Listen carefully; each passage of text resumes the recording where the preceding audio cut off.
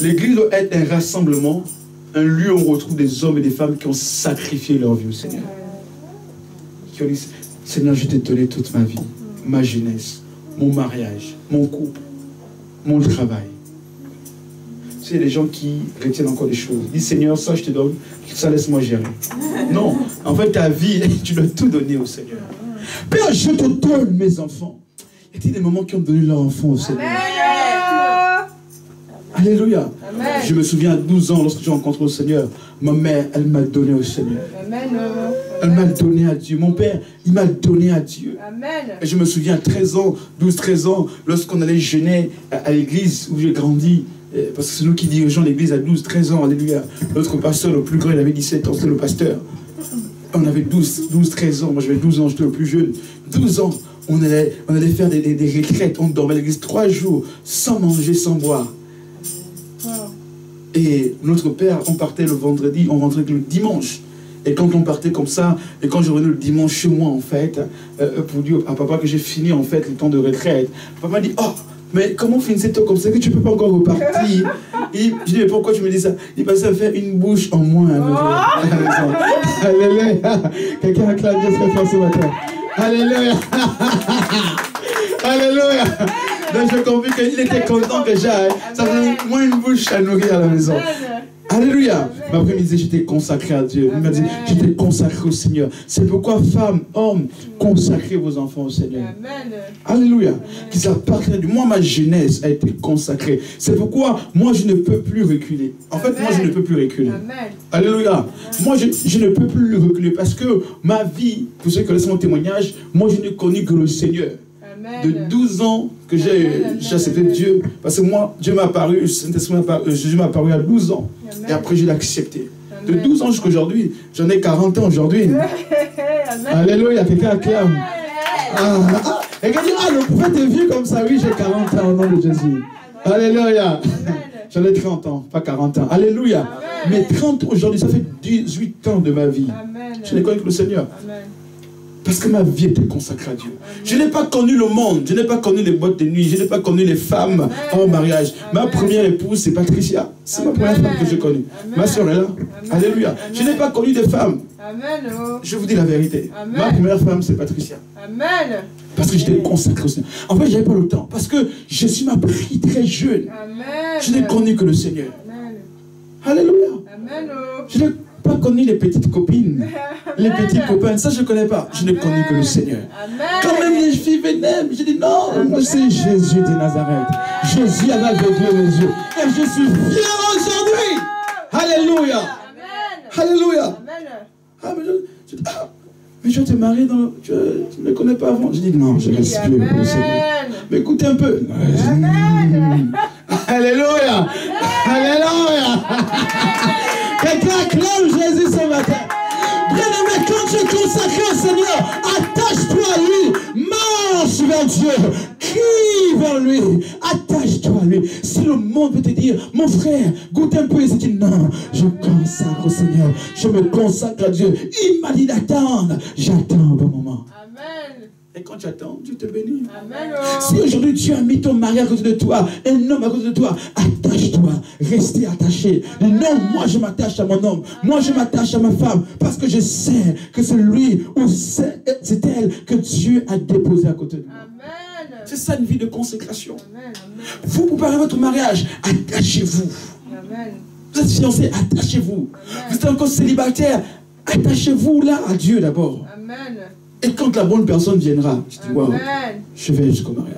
Ne soyez pas pressés. Soyez consacrés à Dieu. C'est pourquoi moi, partout où je peux aller, je n'aime pas trop parler de moi, mais partout où je peux aller, mais je sais que je vais réussir. Amen. Parce que ma vie est consacrée à Jésus. Amen. Je vous dis en esprit, en vérité et en toute humilité. Vous m'enverrez en Irak, tu entends? Vous m'enverrez, n'est-ce pas, en Tchétchénie, en Afghanistan. Amen. J'irai là-bas réussir. Parce que ma vie est consacrée à Dieu. Et chaque fois que je passe des temps difficiles, chaque fois que je passe des temps un peu compliqués, je m'agenouille devant le Seigneur. Et je dis, Seigneur, souviens-toi de moi. Tu as pris toute ma jeunesse. Tu ne peux pas m'abandonner. Tu ne peux pas. Et Dieu ne peut pas. Je vous dis la vérité. Jésus ne peut pas m'abandonner. Il y a des gens que Dieu ne peut pas abandonner. Il y a des personnes que Dieu ne peut pas laisser. Si Dieu doit abandonner tout le monde, il y a des personnes que Dieu ne peut pas abandonner. Si Dieu doit frapper Sodome et Gomorrhe, mais il y a l'autre à Sodome et Gomorre. La Bible déclare lorsque les anges sont allés frapper Sodome et Gomorre, la Bible déclare les anges ont enlevé Lot et sa famille. Alléluia. Il y a des gens que Dieu doit enlever. Il y a des gens que Dieu doit enlever, que Dieu ne peut pas abandonner, même lorsque la famine va frapper en France, même lorsque les tribulations vont frapper en France. Mais les hommes consacrés, les femmes consacrées, ce sont des hommes et des femmes qui verront toujours la gloire de Dieu. Oui, je le dis ce matin. Ce sont des hommes et des femmes qui verront toujours la gloire de Dieu. Et moi je sais que je suis consacré à Dieu. Je n'ai pas une double vie. Je ne suis pas un deux pasteur. Je n'ai pas une double vie. Je suis consacré à Dieu. Amen. Ma vie appartient au Seigneur. Je ne vis que pour Dieu. Je ne mange que pour Dieu. Et parfois, ma femme me dit souvent, mais parfois la nuit, je t'entends, même quand on dort, je suis en train de prier en langue. Oui, même quand je dors, je prie. Amen. Mon corps est certes endormi, mais mon esprit en prière. C'est pourquoi ne vous amusez pas. Je vais te l'arrêter. Moi, ma vie est consacrée à Dieu. Amen. Ma vie, c'est le Seigneur. Et quand je parle d'une vie de consécration, je pèse mes mots, je sais. Alléluia. Amen. Je sais. Alléluia. Amen. Ne vous inquiétez pas. Vous n'allez jamais voir une personne, une femme venir ici enceinte. Ah, c'est le prophète qui m'a enceinte. Si c'est vient, vous envoyez le feu à cette femme-là. Envoyez le feu au nom de Jésus. Alléluia. Tu entends cela? Amen. Tu entends? Amen. Alléluia. Amen. Je vous dis la vérité. Parce que je suis consacré à Dieu. Amen. Et les gens consacrés ne peuvent pas aller n'importe où. Amen. Ils peuvent faire n'importe quoi. Les gens consacrés ne peuvent voler les gens. Ils ne peuvent pas mentir. C'est pourquoi je ne peux pas mentir. Je ne peux pas vous prêcher notre évangile que celui de Jésus-Christ. Je ne peux pas être de ces pasteurs. Je les appelle pasteurs Ndiémé parce que moi, ce n'est pas des véritables pasteurs. Qui escroquent les fidèles? Je ne peux pas. Alléluia, tu entends? Je ne peux pas donner des fausses prophéties. Je ne peux pas. Tu entends, Hugues? Je suis consacré à Dieu. Parce que le jour où je ferai ça, Dieu va me frapper. C'est l'alliance que j'ai avec le Seigneur. Le jour où je voudrais me détourner de Dieu, je vais mourir. Je vais vous dire la vérité, en toute sincérité. C'est l'alliance que j'ai avec Dieu. C'est l'alliance que j'ai avec Dieu. Les gens me regardent. Je vous dis la vérité. C'est l'alliance que j'ai. Je ne peux pas me détourner de lui. Parce que le jour où je voudrais me détourner de lui, il va me frapper. Même avant que je me marie, en fait, c'était un peu compliqué. J'ai dit, mais Seigneur, j'ai atteint 21 ans, 22 ans. Voilà, il y a des belles filles autour de moi, mais pourquoi pas je me lance? Je me souviens, je prie encore dans l'église, je me rappelle, arrivé à Nantes, c'était en 2012. Il y a dans l'église française ici, il y avait une fille qui était là, une blanche. Elle était, non c'est fort, hein. Elle était, my God, donc elle était amoureuse de moi à l'église, je ne savais même pas. Je vous dis, avec témoin, je vous dis la vérité. Elle était amoureuse de moi. Les blanches, bam, alléluia. Elle est allée même voir ses parents. Dit c'est lui que je vais épouser. Donc en fait, moi en fait, quand on est à l'église, à la réunion de jeunesse, c'est une église qui est ici. Donc je m'asseyais, quand je m'asseyais, d'accord, tac. Et quand elle venait après, elle venait tout le temps s'asseoir à côté de moi. Bon, je dis bon, c'est une sœur, l'église, tout ça. Mais tout le temps. Et quand je viens en retard, elle est là, et que je m'assois, par exemple, le frère Hugues est là-bas, hein, elle est par exemple la sœur Mika, elle va traverser après pour se mettre là. Je dis, oh, c'est bizarre. Mais un jour maintenant, des frères m'ont dit, ah, mais je vois la sœur X là, elle est un peu trop. Je dis, non, c'est l'amour du Seigneur. Et c'est un jour maintenant, en gare de Nantes, j'étais en train de prendre le tram, et je sortais de la gare, et je l'ai croisé, elle a couru vers moi, et là, il y avait tous ses grands-parents qui étaient là. Son grand-père, sa grand-mère, sa mère et son frère qui étaient là. Et quand elle a couru, on se vit, on s'est salué et tout ça, etc. Et là, elle me présente, c'est lui que je vous ai parlé. Oh, c'est toi qui vas épouser. Oh. Mais je vous dis la vérité. Je vous dis la vérité. Pourquoi que je vous dis la vérité? s'est passé. Je vous dis, on a déjà fait mon mariage, je ne suis même pas au courant. Je vous dis la vérité. Et c'était une très belle famille à Nantes. Une famille très aisée à Nantes. Alléluia. Je dis, mon Dieu. Je dis, non, après, je dis, non, faut arrêter. Alléluia.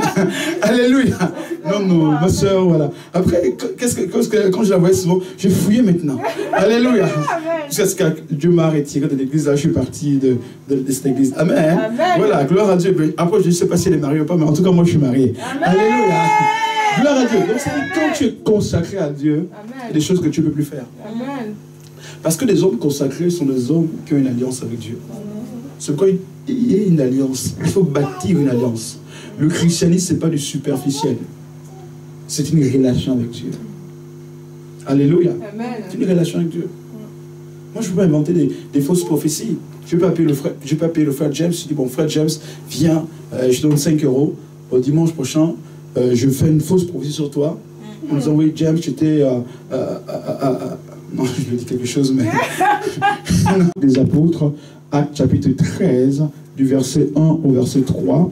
Actes chapitre 13, du verset 1 au verset 3. La deuxième portion se trouve effectivement dans le livre de Romains, Romains au chapitre 12, du verset 1.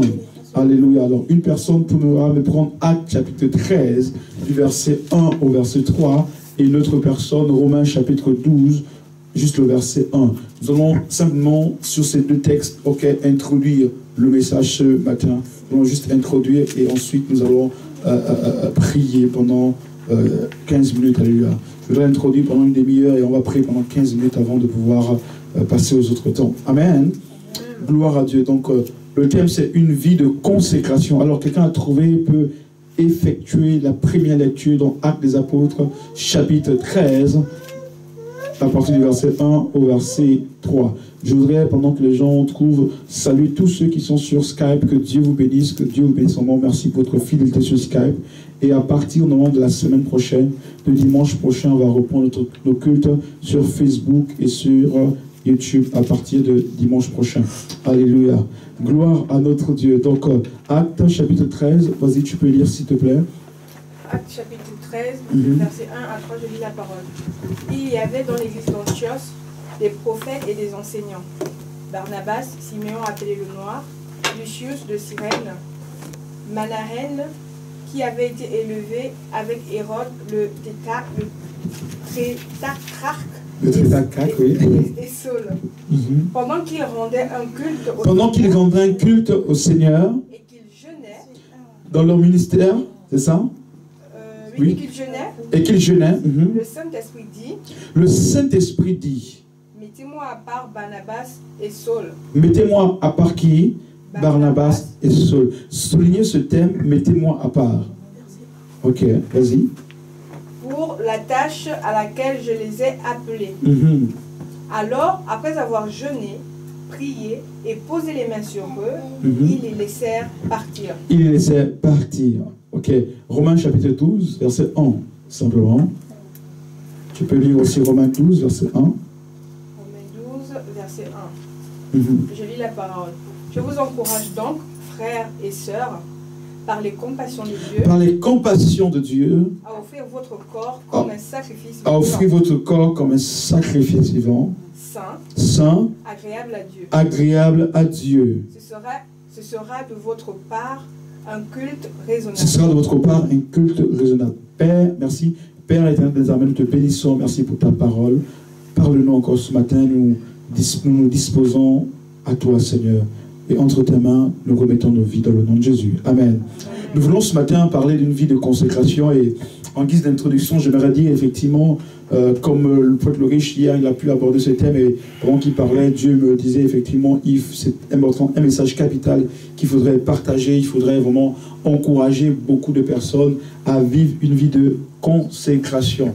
Et donc, comme je disais tout à l'heure, on va simplement introduire ce matin, et après les thèmes qu'on va dérouler dans les prochains dimanches, on verra, n'est-ce pas, les raisons de cet enseignement, ok?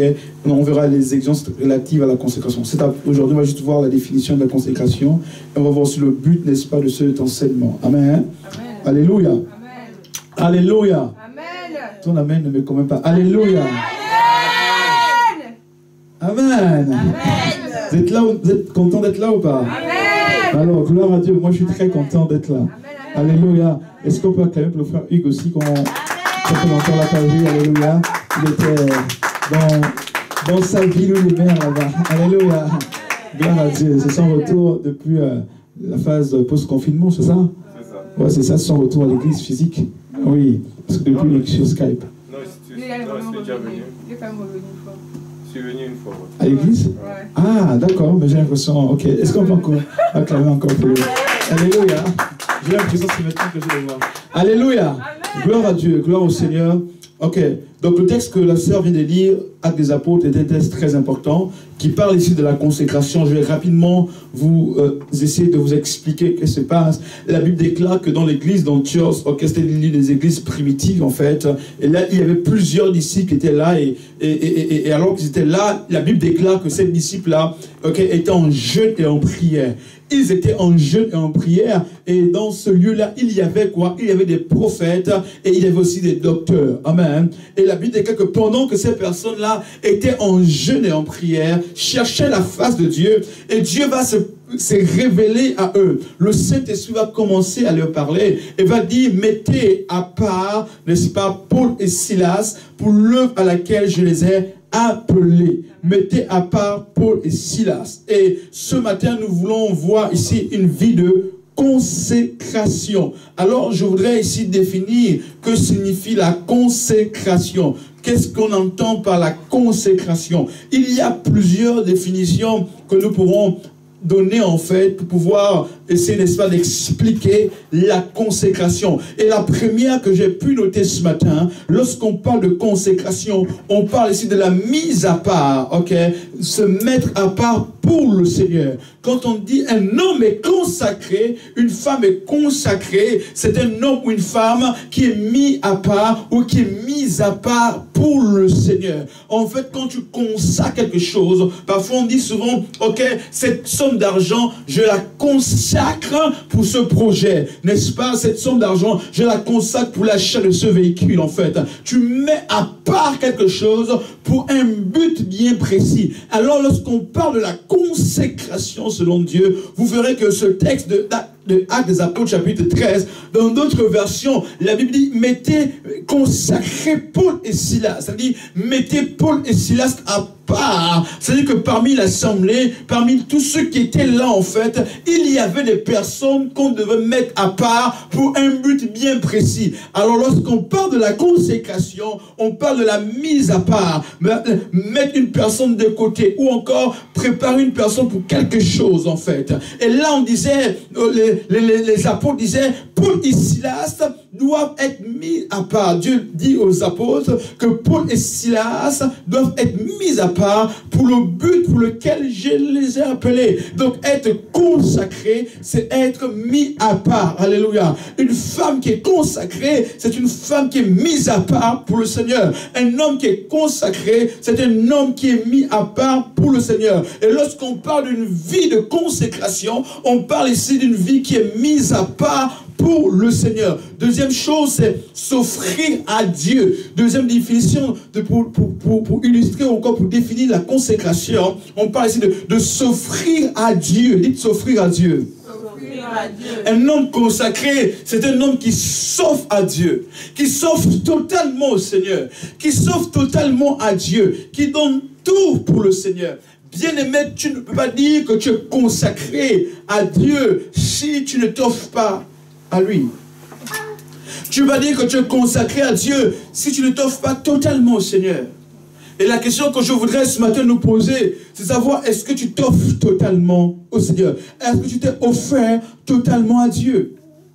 Alléluia. Je ne parle pas ici de venir à l'église, parce que nous pouvons venir à l'église tous les jours et ne pas être consacrés au Seigneur. Alléluia. Mais Dieu attend de nous que nous soyons des hommes et des femmes consacrés. Amen. Quelqu'un me dit amen ce matin. Amen. Nous sommes des hommes consacrés, mis à part pour son œuvre, mis à part pour ce qu'il a prévu pour nous, mis à part, n'est-ce pas, pour la vision qu'il nous a donnée.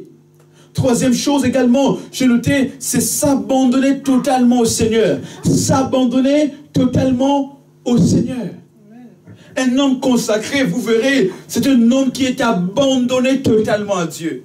Qui vit pour le Seigneur. Qui dort pour le Seigneur. Qui ment, qui fait tout pour le Seigneur. C'est cela en fait qu'on attend de toi. C'est ce que Dieu attend de chacun d'entre nous. Une vie de consécration. Le Seigneur est fatigué de voir plusieurs d'entre nous. Nous sommes ici et nous sommes ailleurs. Nous sommes dans l'église et nous avons un pied à l'église. Nous avons un pied aussi à l'extérieur. Non. Tant que tu as un pied à l'église et un pied à l'extérieur, tu n'es pas encore prêt. Tu n'es pas encore consacré pour le Seigneur. Être consacré pour Dieu, c'est rester ferme, s'attacher à Dieu, le servir en réalité, en esprit et en vérité. Et Dieu exige en nous un niveau de consécration. Ta vie doit être une vie consacrée à Dieu.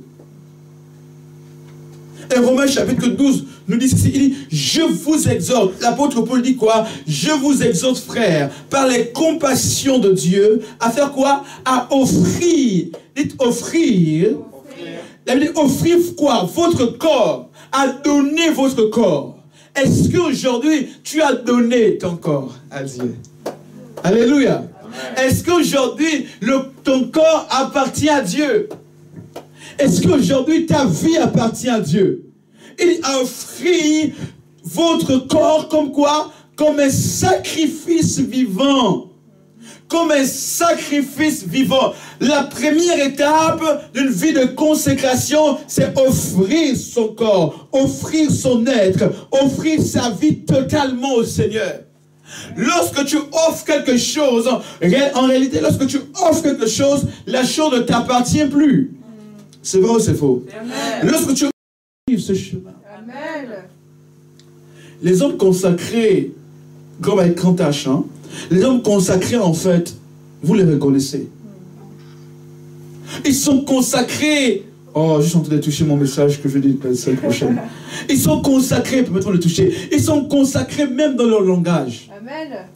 Nous devons avoir un niveau de consécration dans notre langage. Tu entends? Ton langage doit être consacré à Dieu. Amen. Ça veut dire que ton langage ou que ta bouche ne devrait pas imiter des choses qui sont malsaines. De ta bouche ne doit pas sortir des paroles qui ne glorifient pas Dieu. Un homme consacré, quand il parle, quand tu l'écoutes, tu sais que cet homme-là est consacré. De sa bouche ne sortiront jamais des sottises. De sa bouche ne sortiront jamais des paroles mauvaises. De sa bouche ne sortiront jamais des paroles terribles. Que Dieu nous aide. Amen. Dis que Dieu nous aide. Ah, dis que Dieu nous aide. Regarde ton voisin, dis voisin que Dieu t'aide. Alléluia. Ta bouche va être consacrée à Dieu. Parce que quand tu es un homme consacré, pourquoi? Parce que, vois-tu, quand tu es consacré, Dieu passe par toi pour libérer des mystères. Dieu passe par toi pour guérir des gens. Dieu passe par toi pour consacrer des personnes, pour encourager des personnes. Mais comment une bouche par laquelle Dieu passe peut-être sortir des paroles mauvaises? Comment une bouche par laquelle Dieu passe peut-être sortir des injures? Amen. En longueur de journée.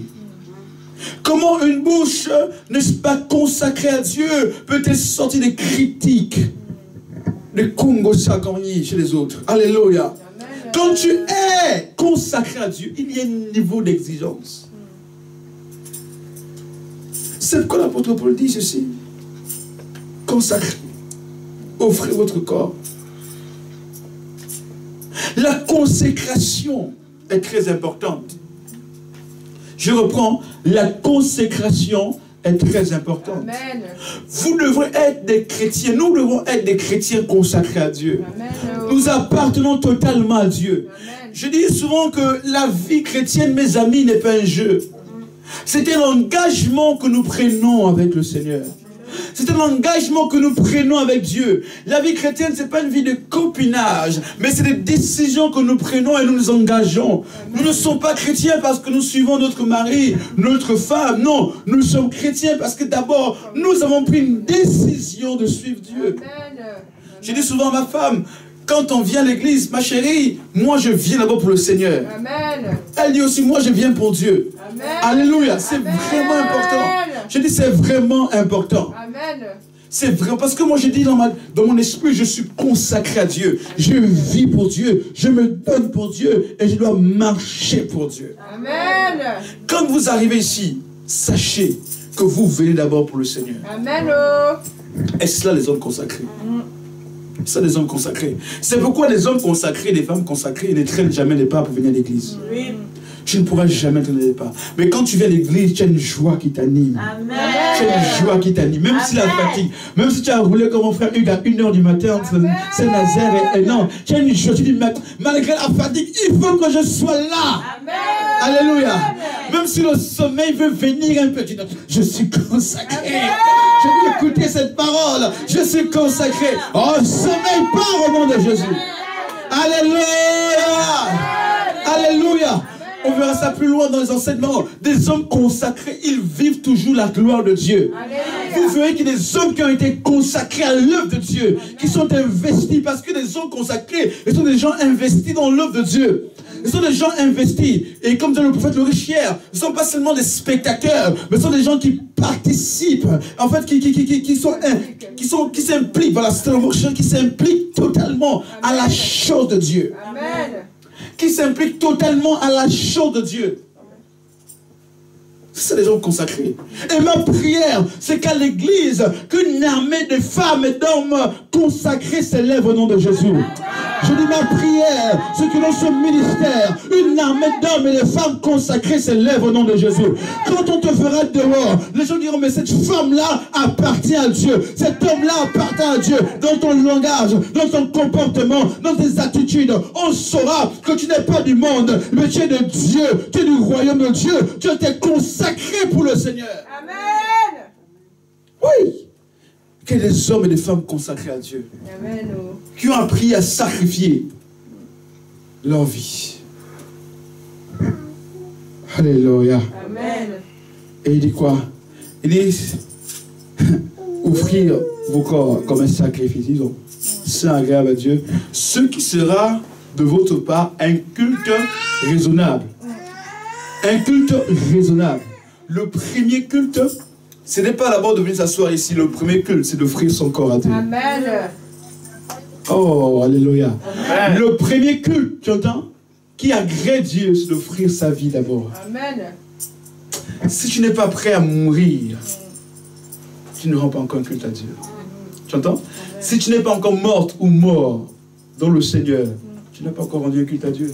Amen. Il dit, ce sera pour vous un culte raisonnable.